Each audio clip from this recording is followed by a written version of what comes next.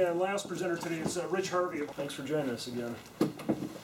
Thanks for coming in. So I'm going to kind of tie everything together. I could talk about money, but that'd take me like 5 minutes, and you wouldn't learn kind of the putting all the pieces together. Being the logger, I'm the first one in, last one out, and make the least amount of money. The only one that makes less is the landowner, and that's because we're making a raw product. We've got to harvest timber from its standing timber, and we've got to get it out of the woods, get it to a mill site or a buyer. They've got to pay us for it. It takes about 3 weeks to get paid after you get in and actually log it, and that's just the name of the game. We're making the very, very most amount of raw product that there is. There's no lumber, there's no middleman that gets another fee. So from the landowner and the logger standpoint, we're on the bottom end of the payment totem pole. We don't have to follow the product all the way through, but we definitely don't. We got to make it pay. Up here, it's the same thing as everything else. Island markets, groceries are higher than Walmart. Reason being is transportation and just the access, how much you can get here. It applies to everything. When they used to have an orchard all the way up North Beach and stuff, this was the premium growing fruit place in the West Coast in the turn of the century. That went away because they had to steam everything off and they irrigated Yakima Valley. Transport costs went cheaper in Yakima.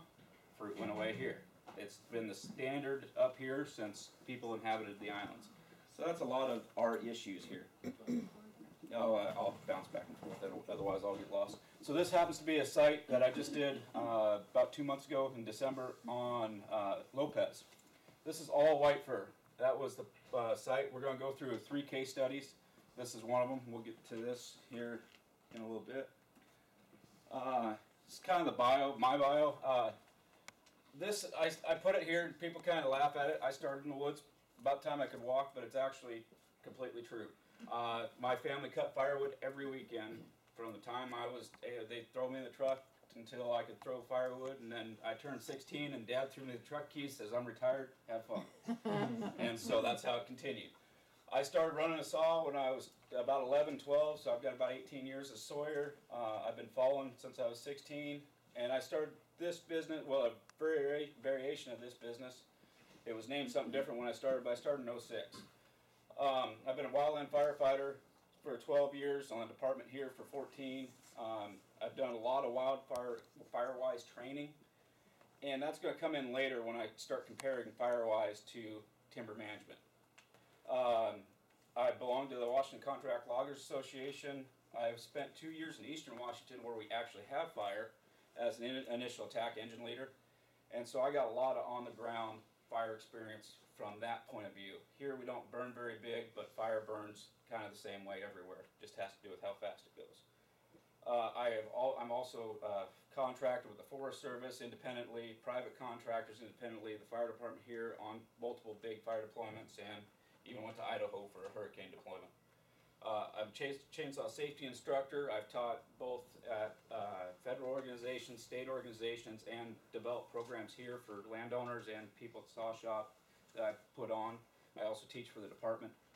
So my bio in timber and chainsaws and stuff is pretty extensive. This happens to be a job that Kai and I did. This is what we call urban logging. There's a house around all these trees. We cannot drop a single one of these trees full length, but it's beautiful timber. It's right down North Beach Road, actually. So we were able to log it, and the landowner turned it all to product, and he actually spent the last year selling all that product, and he did pretty well on it, probably. But it's beautiful timber, nice tight grain, large diameter. We fell it all inside the site, a lot of climbing involved with it. Like I said, it's urban logging. We can't just lay it on the ground. We had to miss houses, drain fields, and everything else. And we were able to move it up and mill it on site and made some high value beams, flooring, siding, some very nice timber. The other side of my business is residential tree care. Getting trees that have either died, decayed, or grown too big. These 2 trees happen to be lifting the propane tank and over the house with some very big shedding limbs, so they were removed. So residential is a lot of it. Like I said, the fire side, I've got a lot into wildfire. This happened to be in Wenatchee on a fire up near some housing development. And then that's my fun part. Deming Log shows in June. You want to support the logging industry and busted up loggers, you can come up and cheer for me, because I go out there and get my butt kicked by a lot of young kids that are in it more than me. You're still young. They're younger yet, John. And sorry if this skips around. I tried messing with timing. I shouldn't mess with computers. It doesn't ever work out very good. So what I do as a business, contract timber falling. If you've got a piece of ground and you're going to log it and you want to do the work yourself, but you're just not quite sure if you can fall the tree, my other hat is I'm an EMT and firefighter as well. I would much rather come out and fall the tree for you than have my pager go off and I have to come out that way. So it's not just something you can go out and do, especially when you're talking about timber. Fall in a tree, whatever, fall to the lane, put it on the ground, buck it up. That may not be very difficult, but getting the money out of it is difficult. You got to know scale, you got to know lengths, you got to know what the mill will pay. If you misbuck a log, you might as well just throw it in the fireplace because now you don't get paid for it. So that has a lot to do. There's a lot more to than just putting a tree on the ground to getting a valuable log.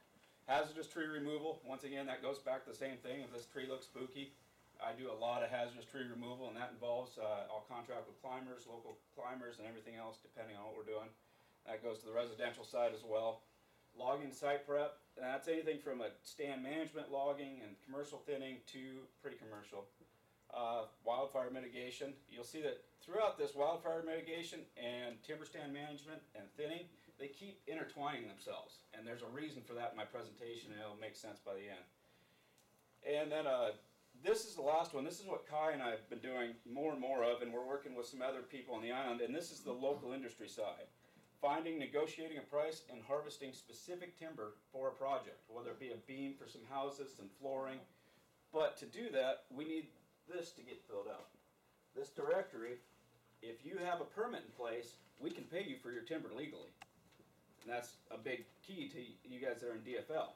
We could maybe come out and cut a stick and hand you some cash and go away, but how do you record that and not get in trouble? Because there's no permit on that cut. Anytime you cut timber on your property and it leaves to go for a valuable source to make profit for somebody, in all legalities, you're supposed to have a permit for it. Cut permit from the DNR, which also has a county stamp on it.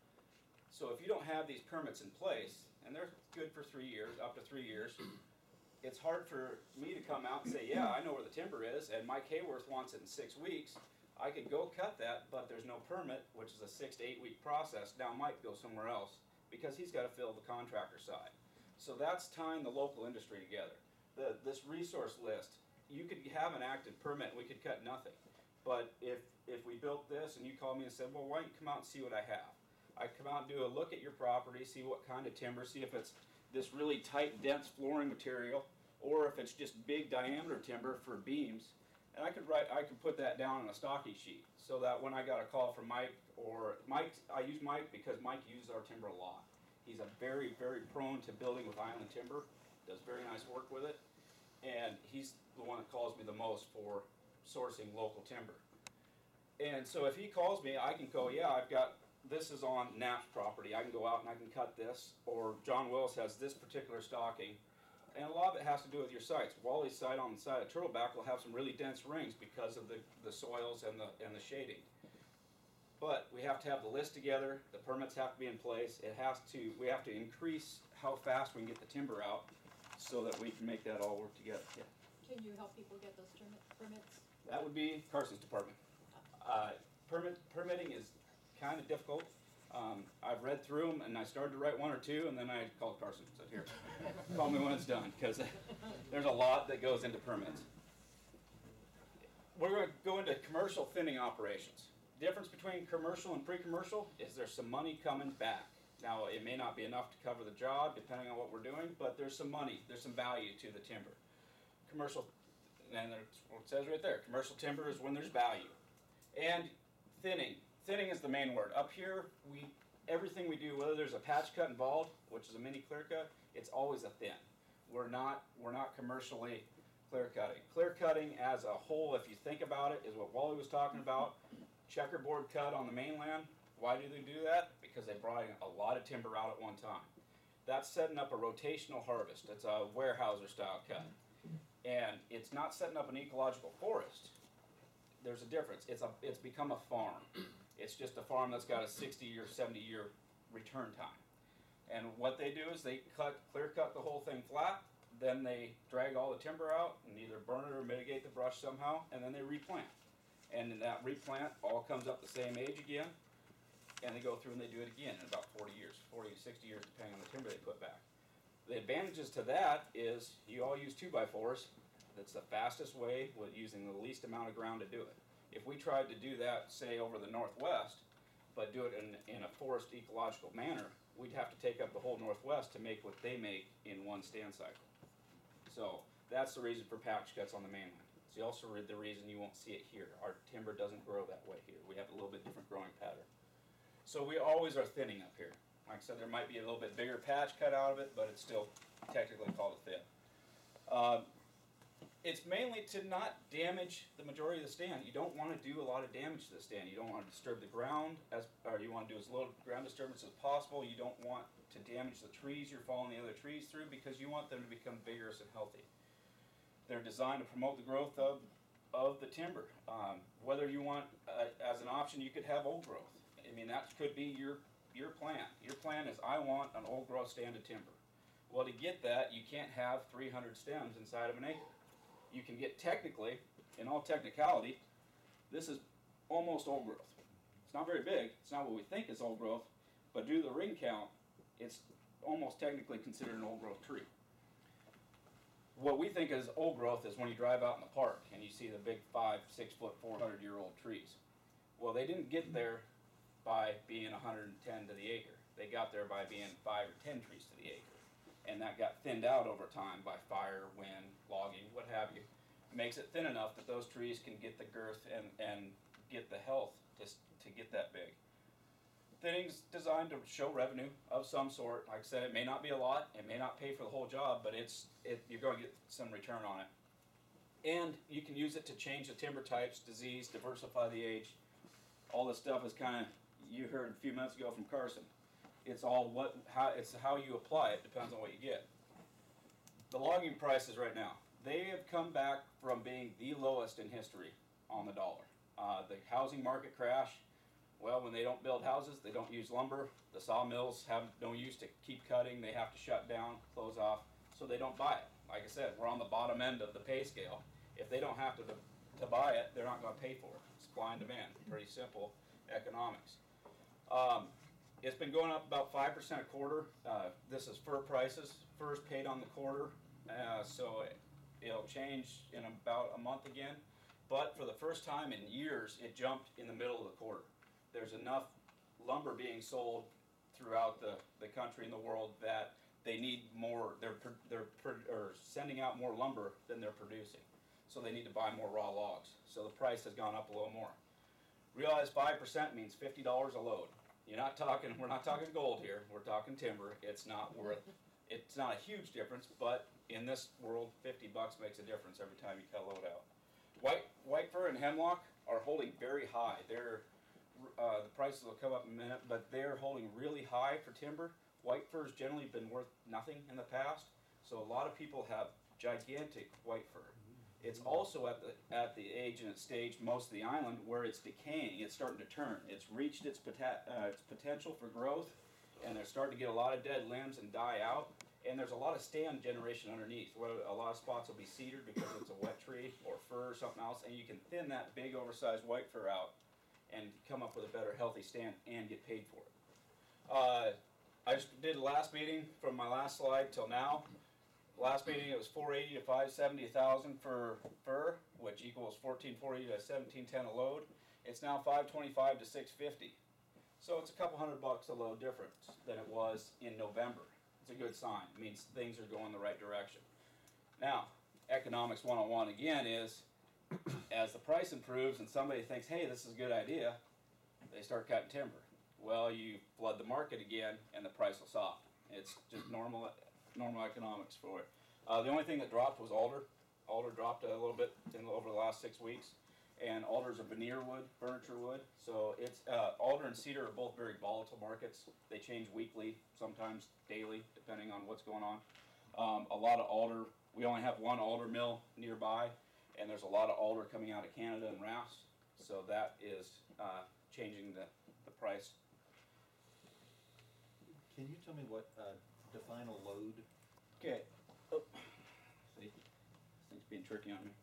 Right here. I think we'll get to it. So, well, kind of. This is the payout, and what's in a load? A load is a log truck, and I'll go into what the averages here in this county are. We have a very high taper compared to a lot of places. Our trees get small in a hurry from the stump, and that changes, and we'll go into more scale and stuff here in a second. So when we go out and log a piece of property, we'll even log for a flat rate, whether that's bid or time materials for our time and equipment on the site, or on a percentage basis, and percentages is called stumpage. Up here, historically and still, it's 20 to 30% goes to landowners, and that can depend on some other variables we'll get to in a second. So, and 70% of it goes to the logger, and the main thing with that is that's the net after the trucking. Here's our problem. That number is twice as high as anywhere on the mainland. To get our logs to the mill, it's a $200 ferry fare to get the truck back over. It's also where on the mainland, even trucking up in the mountains, they'll get 2 loads a day to the mill. They might work a long day, but they'll get 2 loads out.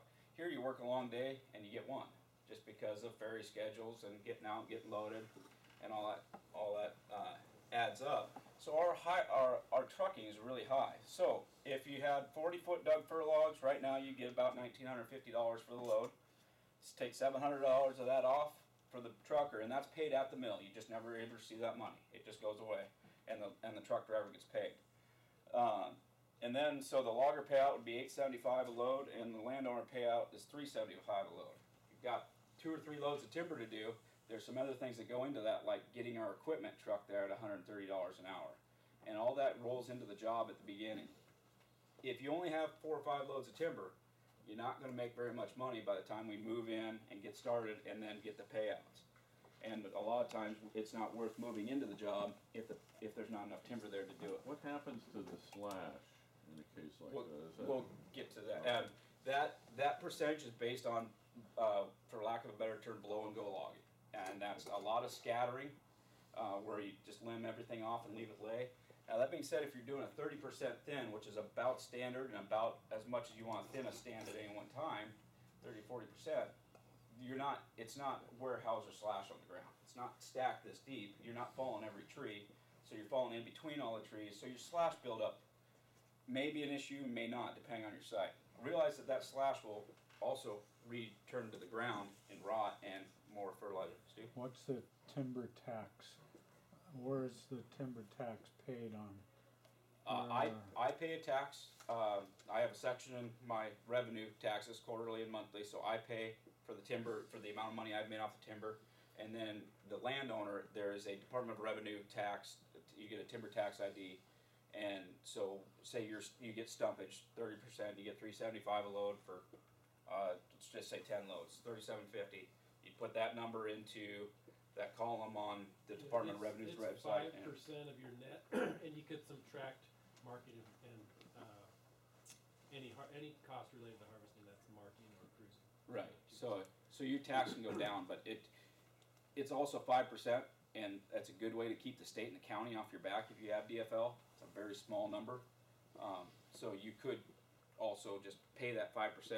And then when the county comes and says, well, have you been harvesting? Where's your tax returns, your return slips? You have all that paperwork. You paid for the paperwork a little bit, but you hand that all to the county, and they kind of... But wait a minute. You just said you can subtract your costs. So if you're getting $375 a load and your costs were, $1,000 a load, yep, you could pay the tax. You could pay no tax, but keep all that evidence of what you paid. Okay. Keep all the slips. And the assessor has said what he's looking for is the revenue and the tax. Right. Because some of that tax comes back to the county. Right. And the fact that we don't have any of that revenue is what's causing him to think a lot of people are out of compliance. Right. And yeah, it's a very political roundabout system. I'm definitely not on that pay grade to know any of that kind of stuff, and I kind of stay down here for that reason, so I don't have to, but that's the basics of it, yes. The county's after the DFL and ag programs because they haven't been paying for themselves for quite a long time. People up here with a lot of money have bought lots of tracts of land, put them in those programs, and for lack of a better use them as a tax shelter. They pay very little tax on their property. Well, they're not making up the tax, so that's why the assessors look at it, and that's why you're getting the letters. We're the last one on the list. They've already done San Juan, Lopez, Waldron, I think even, or they're working on Waldron. Not yet? Okay. But they've done the other big islands, and we're kind of on the tail end of this project. That's why we'll go through our job on Lopez here in just a minute, because he was in the same boat. Here's the big problem with our premium timber, is it's hard for a logger, or even Kai and I, we don't have big bank accounts. It's hard for us to select the cream of the crop, set it off to the side, and someday, maybe next month, maybe 2 years from now, sell it. It just doesn't work very well. If there's somebody that wanted to start a business doing that as a broker, that'd be a different deal, but then they'd have to wait to get paid too. So that's what makes a big difference. Local sourcing is what we're working on.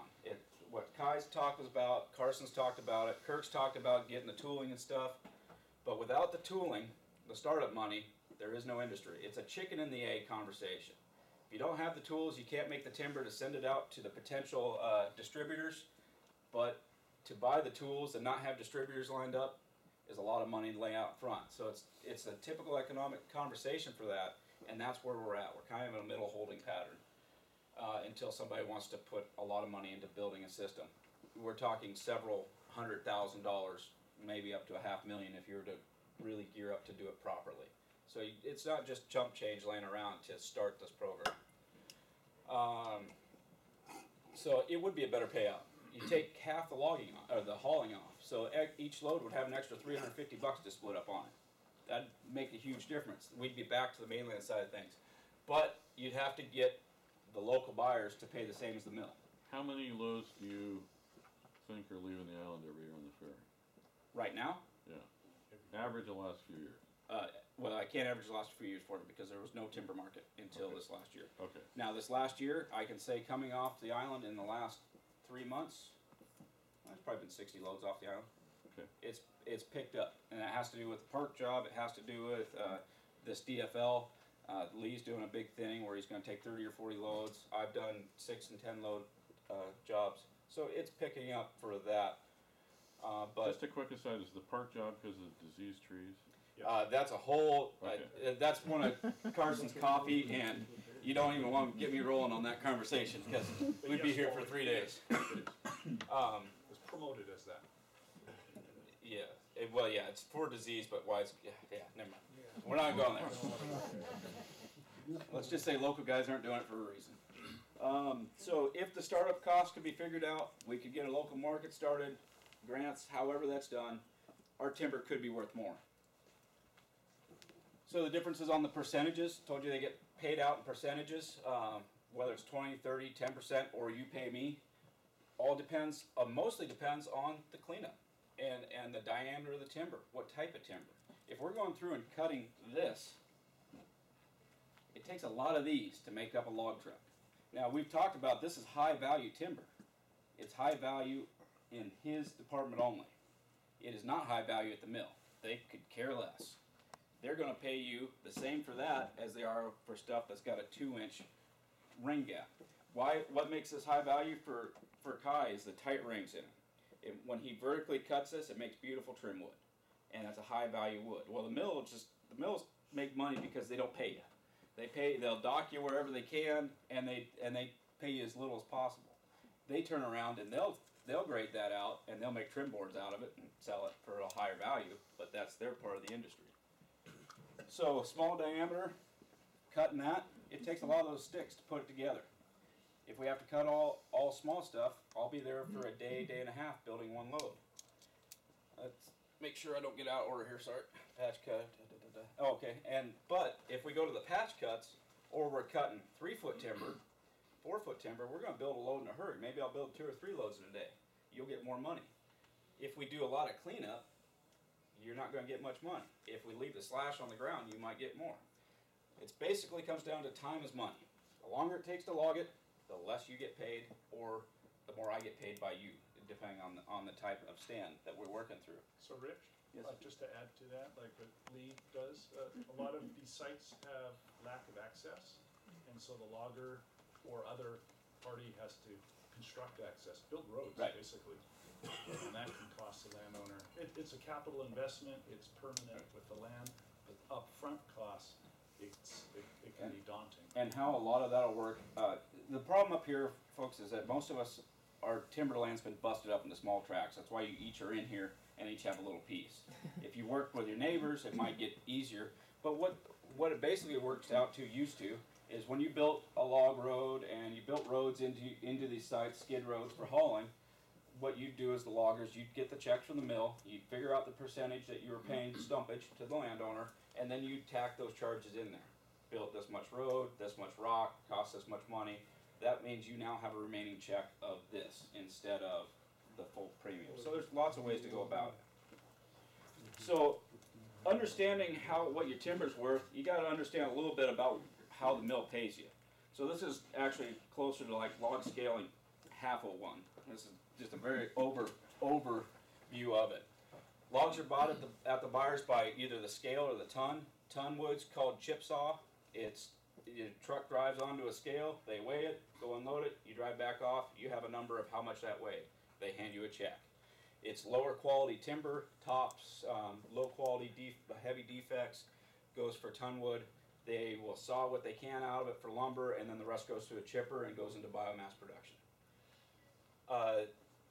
They don't deduct you, they don't grade the logs, they don't care. They just pick them off the truck, and the lasers and computers do all the grading and chop stuff out as they need to.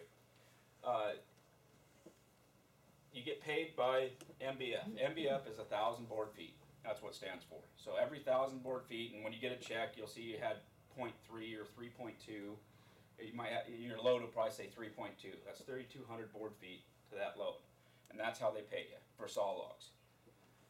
Each log is graded, so they roll them out on a big grading rack, and they have a guy that comes through and he grades and stamps it and writes it down, and that's how you get paid. If there's big sweeps, big knots, defects, they just deduct you for it.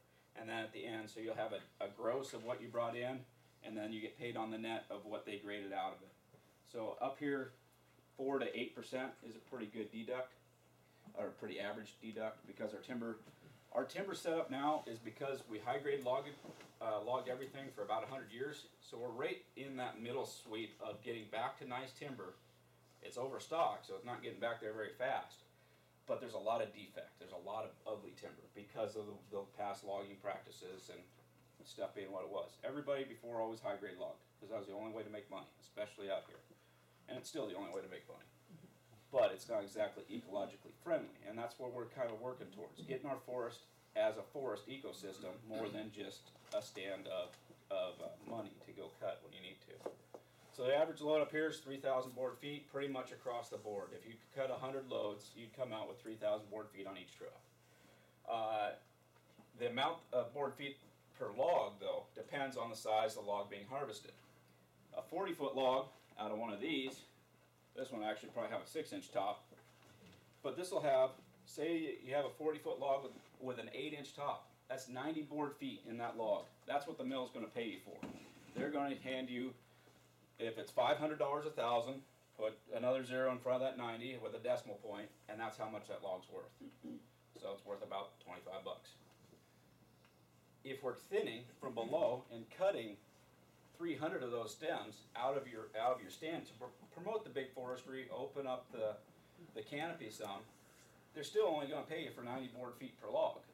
If we don't have a local market to take advantage of this, and we have to send it to the mill so we can pay for the project, they're still going to pay you 90 board feet per log. They're not going to give you any premium for it. They don't care. So that's going to take 34 logs. A tree that size, you get one log. That's it. So you're going to have 34 trees involved to make a load. That takes a while.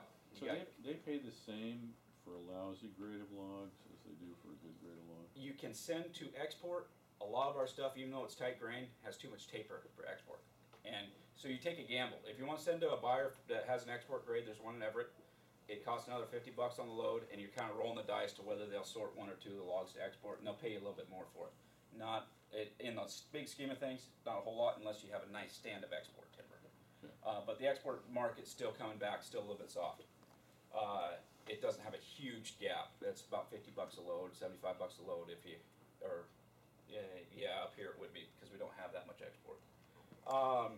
So that's typical of the understory.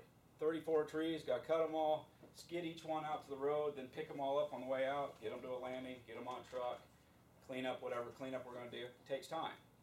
Now, if you take a 36-foot log, shorter log, but it's got a 20-inch top on it. It's 20 inches around at the top end of the log. You measure across the top end to get your scale. It's got 630 board feet in the first log. If it's got 20-inch top, though, you got another log on it too. So you got two sticks out of one tree for a total of 710 board feet. It takes 5 of those to equal the same as 34. So that's the scaling 101. If you want to cut small timber, it's great, and you might be doing a lot of good for your stand, but you're not going to make any money. So that goes back to kind of the high grade logging. It's the same style we've been doing everywhere for a long time. You go through, you cut the biggest, the best, for the most money, so you make the most money at it. It's definitely the highest revenue. You can use high grade logging to set up a replant if you want to start rotating your harvest. That's what the patch cuts on the checkerboard cuts on the mainland are doing. They go through, they clear cut everything, they send it all out, they get as much money as they can for it, they replant. 40 years, they do it again. Understory thinnings, going through and doing the exact opposite. You're taking everything below. Carson touched on it really hard on what you're doing. You're taking damaged, weak, low value, but you're setting your stand up for your kids. They're going to stay in timber. The land's going to stay in timber. When your kids are about to harvest, they might have export on this whole site.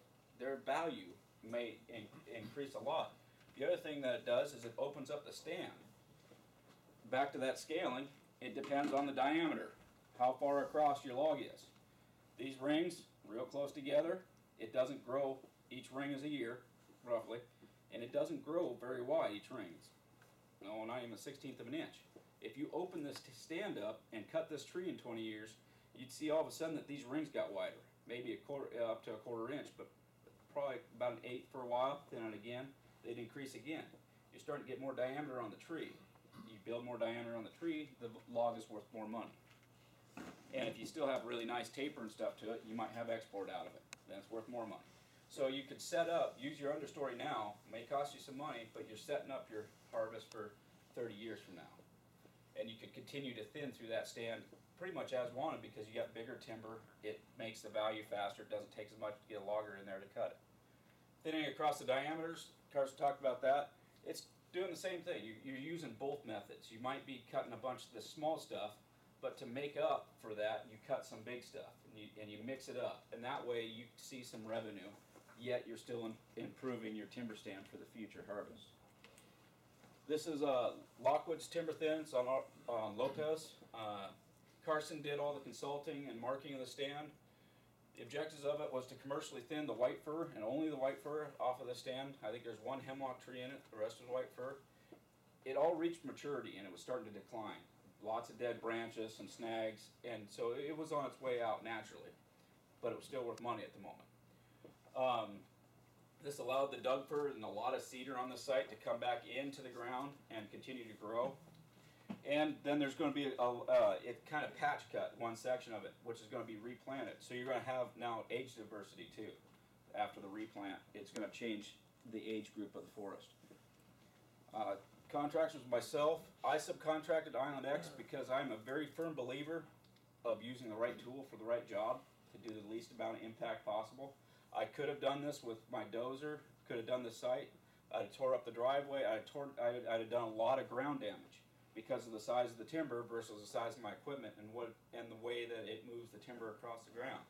So instead of doing that, I subcontracted it and I paid more money than I would have, or I didn't make quite as much maybe, but I used the right equipment to do the job, which was Island Excavating shovel, or excavator with a grapple on it.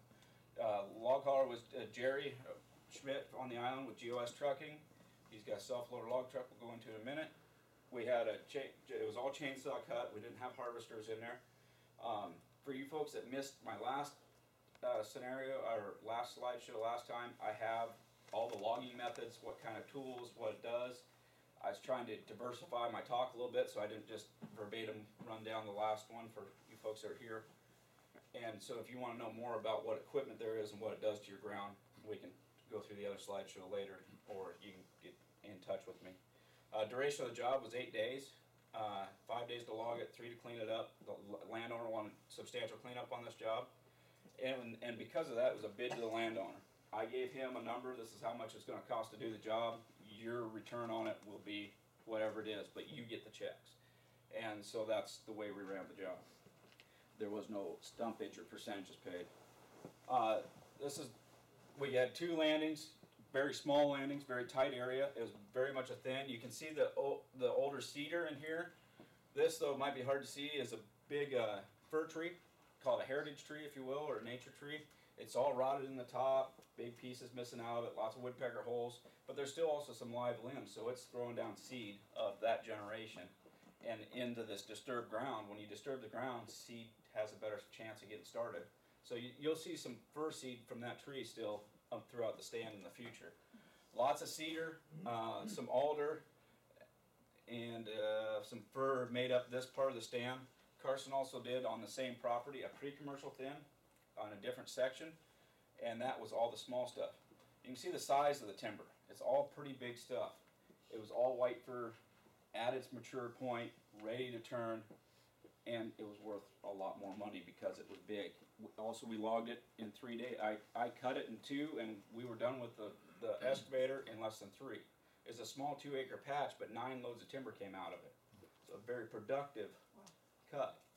9 loads of timber came out because it's all pretty big size. So this is Island X's 160 with a log loader configuration, log grapple. You'll hear me and most guys refer to that as a shovel. It's a different term for the same thing. It's in the logging industry, we call them shovels. And we did everything shovel log. So he skidded it all, and you can see by using that machine, he was able to pick it up more off the ground and not do quite so much ground disturbance. You can still see all the slough that's left behind when we got done. He's actually working right in the skid road right there. You can see the size of the timber. Doug fir is probably 14 inches. That will start to get bigger. The cedar is actually going to start to mature a whole lot faster because the one thing about white fir is it drinks a lot of water. You cut a white fir tree down, a mature one, it'll leak water out of the stump or run it out for several days. They drink a lot of water. So you're taking all that away from the rest of the stand depending on your stocking levels. This is the premium load that came off the job. 9 logs, 4,400 board feet. I told you that the average log load is 3,000. Well, that's what happens when you cut bigger stuff. You can get that big scale. So we got, instead of getting paid for 3,000 for the load, we got paid for 4,400 in the same trip. You can see how the trucking cost starts getting a little bit cheaper when you can put bigger timber on it. There's also 2 export logs in that. We sent it down to a mill that did export. They sorted it, and on the 2 logs we made another 50 or 60 bucks per log, or I should say the landowner did, because in this job it was a bid. I didn't get paid anything for. I never saw a truck or a mill check.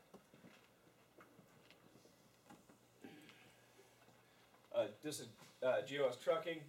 You can see he's got a self-loader log truck.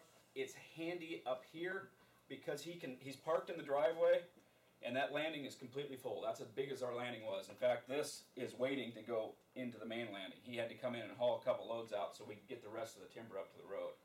So, very small area, longer driveway. He's able to load it himself. We don't need another machine to stick around, ring up more money to load the truck. And in all reality, the 160, being as big as it is, it's set up as an earth mover, digger, and it doesn't lift logs like a log loader does. They changed the cylinder configurations on a log loader, so it doesn't actually have the lift that you would think it does. The truck has a 10-ton loader on it. It was able to handle everything on that job. There's some 5-foot stuff that came off of it, and it was able to handle all that. And it allowed us to get the shovel out of there. This is a secondary landing. We left. All of our equipment was gone. I wasn't even there, and this was still sitting there. By having the self-loader truck come do it, he'd come pick up the logs and drive away. We didn't have to be on site. It's a big deal for me because it was on Lopez, so I didn't have to stick around while he was loading. So summary of this job was that it was a contract bid. The owner paid me a certain amount of money. He got all the payout, and he actually came very close to breaking even within a couple $1,000s, and he did all the he wanted cleanup done. The ground is all in slash piles, which will be burning next month. Once it's all burned, Carson can go through with a planting crew, do a replant in that disturbed ground. Having the ground scarified, tore up, tilled, if you will, a little bit, helps the replanting process. So it's not a big deal if you scratch the ground a little bit when you're doing this. You do want to be careful for invasive species and controlling them, and all that can come in behind it.